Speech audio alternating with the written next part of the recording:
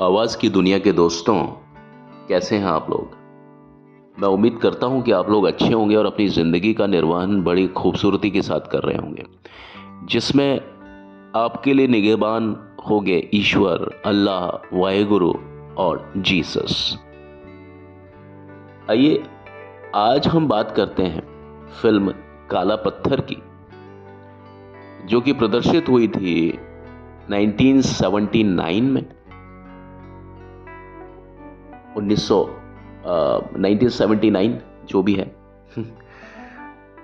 अब इस फिल्म में जो आपने सीन देखे, जितने भी कोयला खदान के, जितने भी कोल माइन वाले जो सीन थे, उसके लिए जो लोकेशन थी ना, वो पहले कुछ अलग टाइप की लोकेशन थी।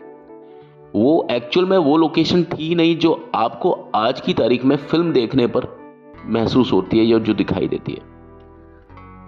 एक्चुअली इसके कुछ जो सीन्स थे वो ऑलरेडी शूट किए जा चुके थे।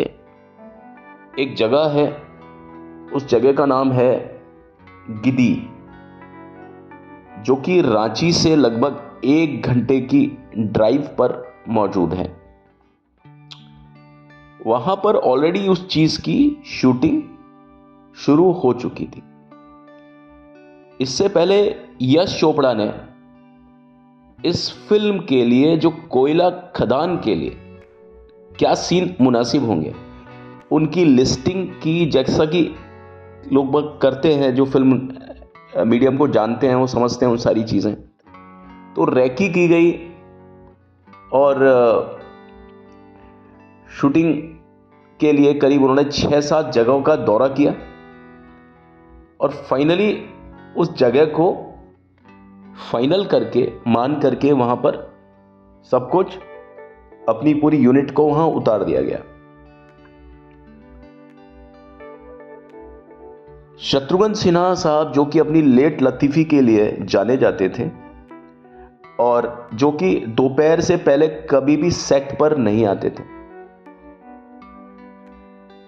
वो भी इस शूटिंग में बहुत ज्यादा पाबंद थे।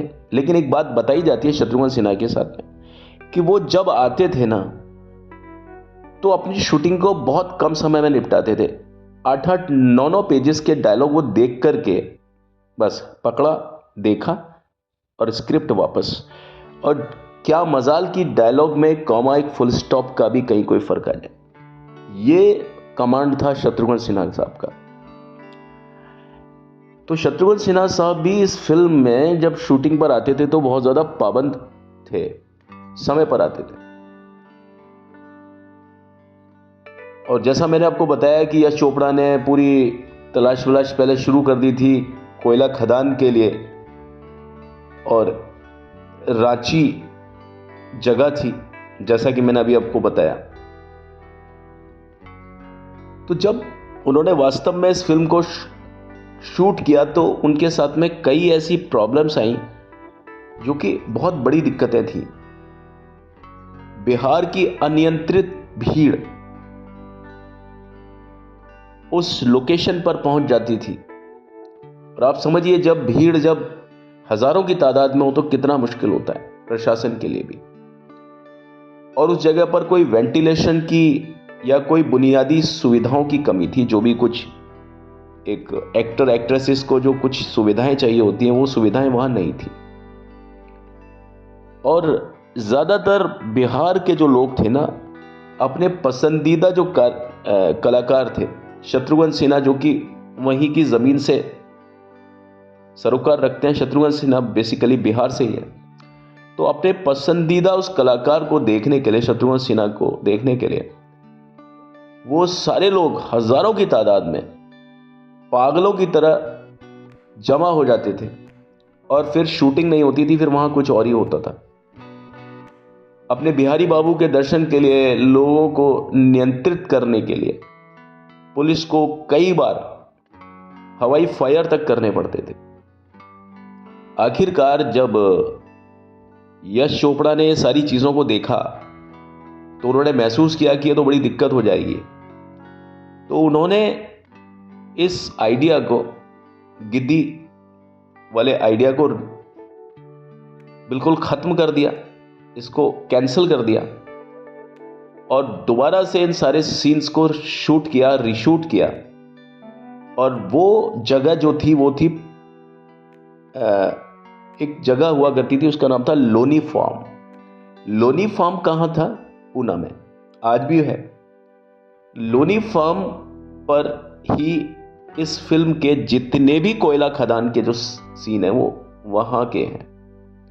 वहाँ पर ही सारे सेटों का निर्माण किया गया और पूरी फिल्म की जो शूटिंग थी ना, अधिकांश तौर पर 90% शूटिंग वो वहीं पर ही हुई थी।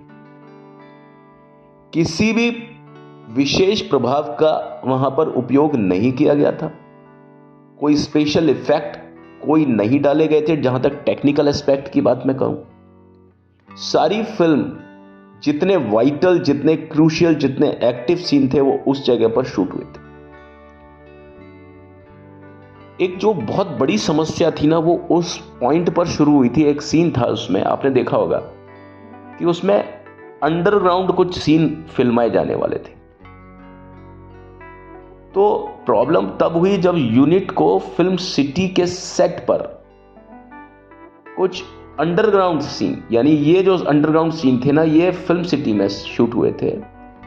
उनकी शूटिंग के लिए कुछ इस तरह के सेट्स तैयार करने पड़े।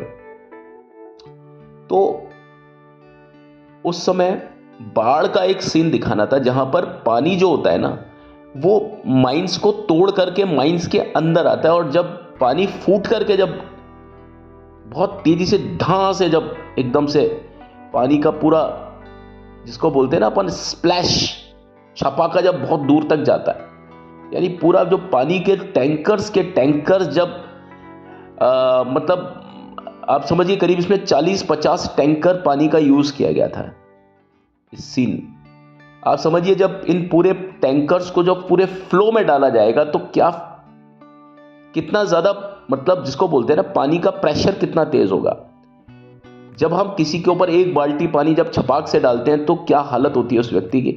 उसमें 40 टैंक पानी करीब इस फिल्म में बहाना था और बहुत तेजी के साथ बहाना था। तो उसमें सीन क्रिएट करना था कि भाई नीचे कोयले की खदान में जब लीकेज हो जाता है, जो पानी की माइन में जब, मतलब माइन में, कोल माइन में पानी जब घुसता है तो पूरा स्प्लैश के साथ में पूरी कोल माइन के अंदर पानी प्रवेश कर जाता है और पूरी की पूरी माइन भर जाती है पानी से। और जब पानी जब तेजी के साथ में आता है तो आप बताइए उसके बीच में जो भी कोई चीज़ आती है ना, या तो वो टूट जाती है या वो बह जाती है। ये सीन था और बहुत अच्छे तरीके से फिल्माया था इस सीन को। और बाढ़ के दृश्य के लिए हॉलीवुड टेक्नीशियन को भी बुलाया गया था, जैसे शोले में बुलाया गया था जो ट्रेन रॉबरी के सीन के लिए, ठीक उसी तरीके से। वो एक समय ऐसा था 1970 के बाद में, 75 के बाद में, कि इस तरह के सीन्स की होड़ लग गई थी और शुरुआत हो गई थी कि बाहर के जो टेक्नीशियंस होते थे हॉलीवुड, उन टेक्नीशियंस को बुलाया जाए, क्योंकि कुछ चीज़ें होती थी वो वहीं के लोग ही कर सकते थे उस चीज़ को, एक स्वाभाविकता लाने के लिए सीन में। तो एक दृश्य में, एक सीन में शशि कपूर को पानी के खंभे के बीच से गुजरना था और उसी समय सुरंग की एक छत टूट करके गिर जानी थी। अब आप देखिए, तो बहरहाल ऐसा हुआ कि जब गए शशि कपूर साहब, शॉट शुरू हुआ तो सुरंग की छत टूटकर गिर पड़ी। अब इससे क्या हुआ कि शशि कपूर साहब का कुछ बैलेंस खराब हो गया और वो फिसल गए और पानी के अंदर चले गए और वो वापस आए ही नहीं, ऊपर अंदर ही चले गए। रोमेश शर्मा वहीं खड़े हुए थे। रोमेश शर्मा वही जिन्होंने हम फिल्म बनाई थी। रोमेश शर्मा वहीं खड़े थे जिन्होंने घटना स्थल पर तुरंत उस मलबे को हटाया और शशि कपूर साहब को बचाया। शशि कपूर साहब जैसे तैसे करके बचे और उनके पैरों में चोट भी आई, जिसके कारण वो 1 सप्ताह तक बिस्तर पर रहे। एक अलग से एक और सीन था जिसकी मैं बात बताऊं, जिसमें शत्रुघ्न सिन्हा के साथ में वो सीन शूट किया जाना था। इस सीन की पूरी योजना बनाई, उन्हें पानी के बल से, मतलब पानी उनके ऊपर पड़ेगा शट से, और वो पानी का स्प्लैश इतना तेज होगा कि जो शत्रुघ्न सिन्हा को एक तरफ फेंक देगा, बहुत तेजी से उनके ऊपर स्प्लैश आएगा।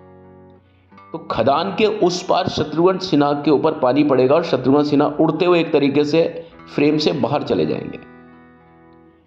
अब इस जगह पर उस सेट को थोड़ा ऊंचा रखा गया था ताकि पानी की एक धारा बहुत तेजी से जो आएगी ना, वो उस मतलब संयंत्र में एक टरबाइन होती है, टरबाइन, उस ब्लेड से वो पानी टकराता है। तो इन सब चीज़ों के लिए कि भाई शत्रुघ्न सिन्हा के ऊपर किस तरीके से पानी फेंका जाएगा, स्प्लैश किया जाएगा बहुत तेजी से, और उनको एकदम से उड़ा करके वो पानी ले जाएगा, इस सीन की सारी तैयारियां हो चुकी थी। बाहर के जो हॉलीवुड के टेक्नीशियन थे वो उन सब चीज़ों को कर रहे थे अपने डुप्लीकेट्स के साथ में, लेकिन कुछ चीज़ों में उनको मेन जो कलाकार होते हैं उनकी भी ज़रूरत पड़ती है, उनको उन्होंने मानसिक रूप से भी तैयार कर लिया गया था। अब जैसे ही सीन आता है, पानी गिरता है, लेकिन जैसे ही पानी शत्रुघ्न सिन्हा पर पड़ता है, शत्रुघ्न सिन्हा कैमरे के लेंस से गायब हो जाते हैं। एक बार जब पानी का दबाव कम हो गया, तब सभी लोगों ने, यूनिट के सभी लोगों ने देखा कि वो एकदम ध्यान की मुद्रा में शत्रुघ्न सिन्हा एक तरफ खड़े हुए, भीगे हुए लेकिन मुस्कुराते हुए। अब यश चोपड़ा साहब बड़े तनाव में थे। अब यश चोपड़ा साहब क्यों तनाव में थे?